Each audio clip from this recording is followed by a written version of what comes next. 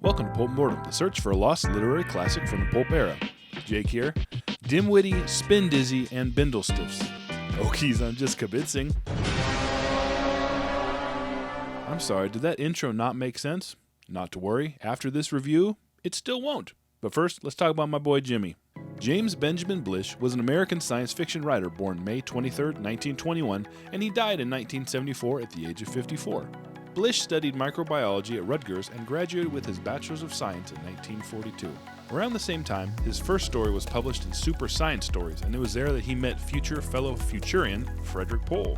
Now that's 2 weeks in a row that we're talking about the Futurians, but not on purpose. In regard to Cyril Judd, Blish became very good friends with Cyril Kornbluth, but him and Judith Merrill kind of really butt heads and had some well-documented and volatile blow-ups with each other.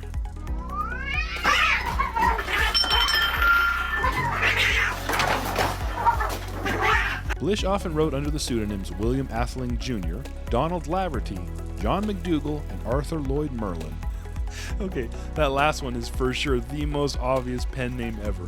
Arthur Lloyd Merlin. Blish is well known for the Cities in Flight series and for being one of the first literary critics of science fiction, but he is most well known for his novel adaptations of Star Trek, which he often co-wrote with his wife, artist J.A. Lawrence. I searched everywhere, tried to find a picture of J.A. Lawrence, but all I found was this.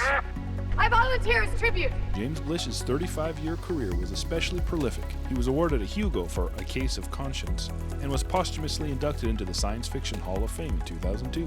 Which brings us to Earthman Come Home. Centuries ago, after the fall of Western civilization, when Earth's resources were consumed, entire cities cut loose from the home planet to roam the universe. Earth, the sleepy capital of the universe, was deserted, a garden planet. It was known only as a legend in many corners of space, a green myth floating untold millions of light years away. Then, as foretold by cyclic theories of socio-historians, colonies of flying cities reverted to the laws of the jungle, to barbarity, cruelty, naked force. These outlaw cities banded together to march on Earth and obliterate the birthplace and last stronghold of universal culture.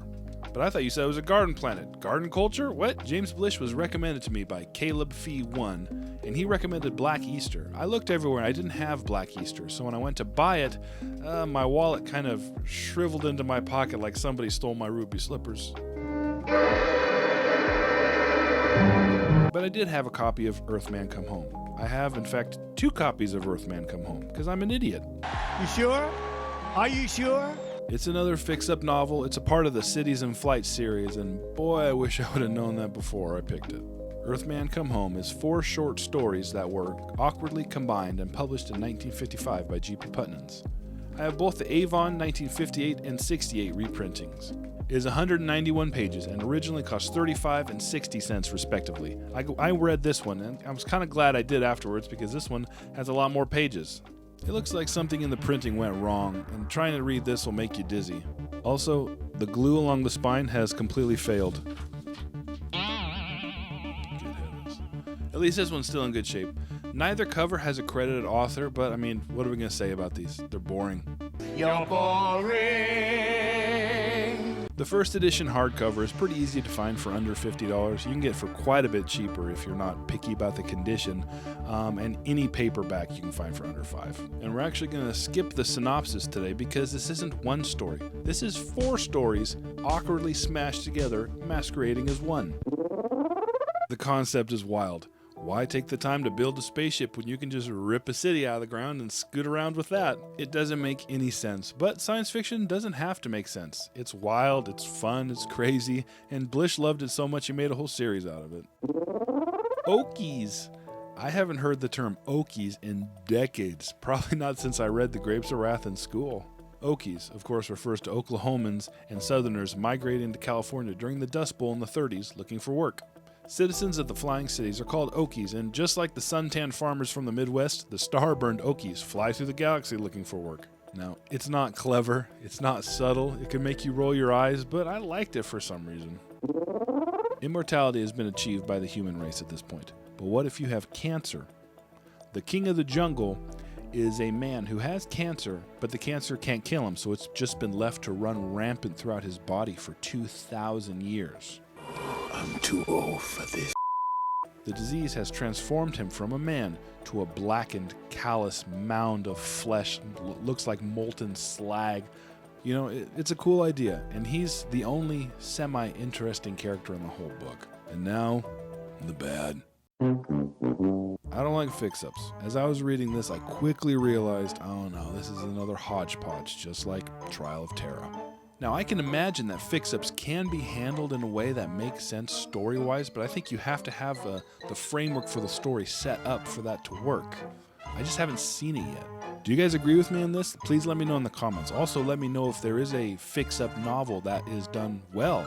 Because, like I said, I could be way off on this, but the two that I've experienced so far have just been hot messes. You're a hot mess! You're a hot mess! This was just extremely disjointed, and the quarterly change in setting and character motivation completely eliminated any chance of an overarching plot. It was so formulaic. There are people talking about fixing a big problem, then they do a big solution, and then it ends abruptly.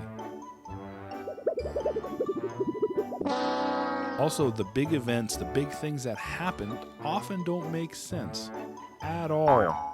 For instance, at one point our heroes need to destroy a jungle. Okay. So instead of just, knocking down the trees or burning it or, other traditional means of deforestation, they plant Spindizzy engines on the poles of the planet, ignite them, blast the planet off its axis, and send it careening out of its solar system.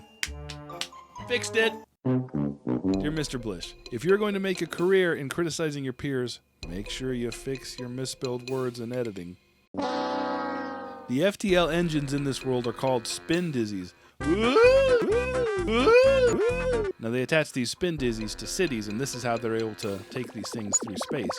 But what happens if your Spindizzy is in need of maintenance? Let's find out. A Spindizzy going sour makes the galaxy's most unnerving noise. The top range of the sound is inaudible, but it feels like a multiple toothache. Just below that there is a screech like metal tearing, which blends smoothly into the composite cataract of plate glass, slate, and boulders. This is the middle register. After that, there's a painful gap in the sound spectrum, and the rest of the noise comes in one's ears again, with a hollow, round, Dysaurian sob, and plummets on down into the subsonics, ending in frequencies which induce diarrhea and an almost unconquerable urge to bite one's thumbs.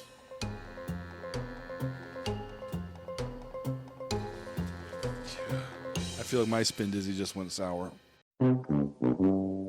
Just like in the 30s, the galaxy is experiencing a depression, and there's just no work in the galaxy.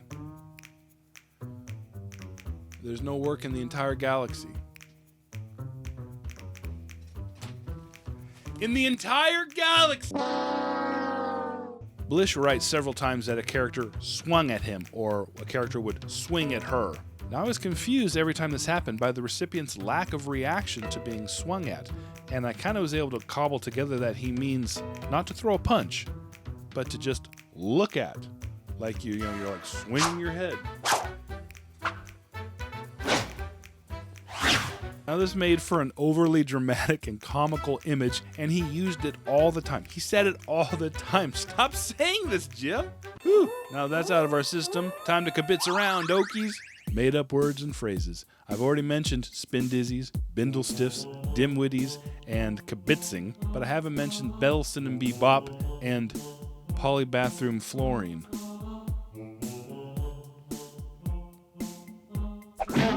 Now, to be perfectly fair, James Blish did coin the term gas giant, so I can't make fun. Like they say, you'll never hit a home run without swinging, but there are some serious riffs in here.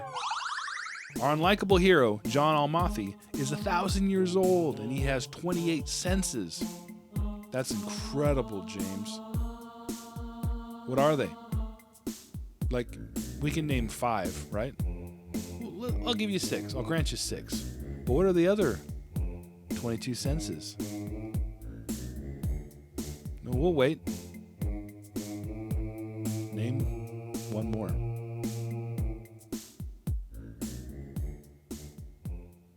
Sense of fashion? Now, as the galactic depression worsens, 300 cities huddle around this dwarf red star to keep warm. So crowded around this star, so many of the cities are on the outskirts, shivering, trying to keep warm.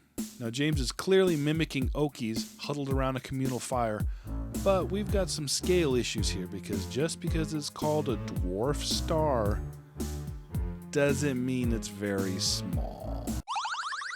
You may be asking yourself, how do I control or even steer a flying city? With a master space stick, of course. Any more stupid questions? You are so dumb. The cities travel at transphotic speeds. I don't approve. Listen, it's 2024, and we here at Pulp Mortem do not tolerate transphobia of any kind. The story's big baddies are from the planet Vega, and so our heroes are constantly on the lookout for the dangerous and deadly vegan armada. That's right, there's nothing scarier than space vegans.